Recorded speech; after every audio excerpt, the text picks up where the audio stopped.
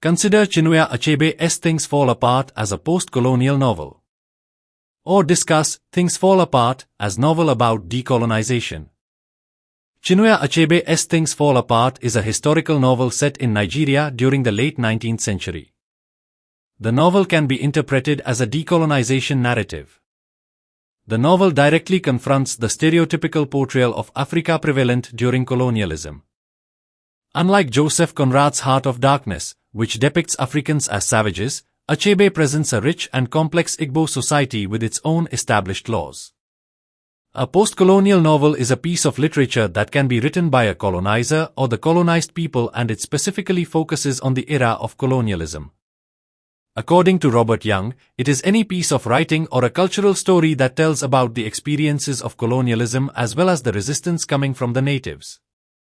The novel, Things Fall Apart, can be viewed a postcolonial novel because this novel examines the encounter between British colonizers and African colonized people and unfolds the dark reality of colonialism.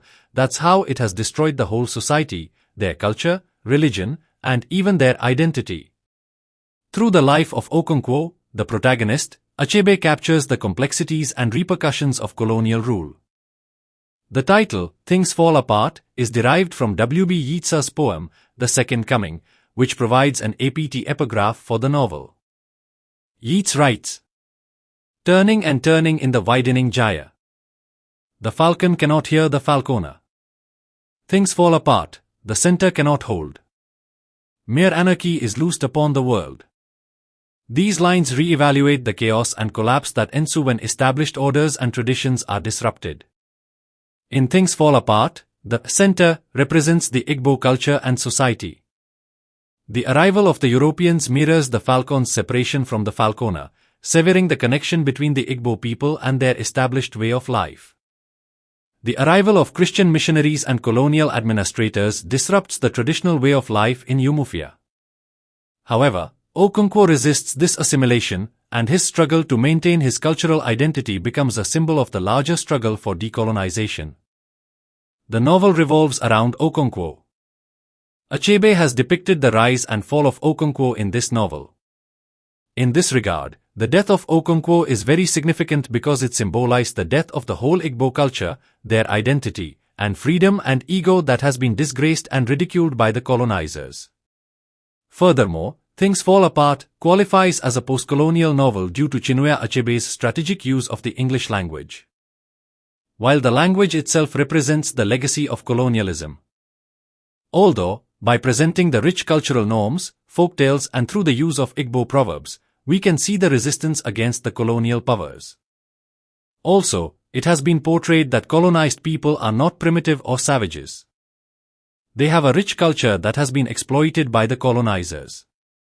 The novel also depicts how the new colonial dogma, a new culture, has affected the communal harmony of Igbo society. For instance, colonial Christianity has ruined the father-son relationship. When Obrika asked Nwoye about Okonkwo, he said that, "I don't know him. He is not my father." Similarly, Okonkwo was not interested in talking about his son. Additionally, as a postcolonial novel, it reveals the miseries of people, that how they have been left with feelings of uncertainty, cultural clashes, inferiority complexes, self-doubt, and a distorted worldview. The novel, Things Fall Apart, also stands as a powerful critique of colonialism. It directly counters Joseph Conrad's racist portrayal of Africa in Heart of Darkness, where Africans are depicted as uncultured savages.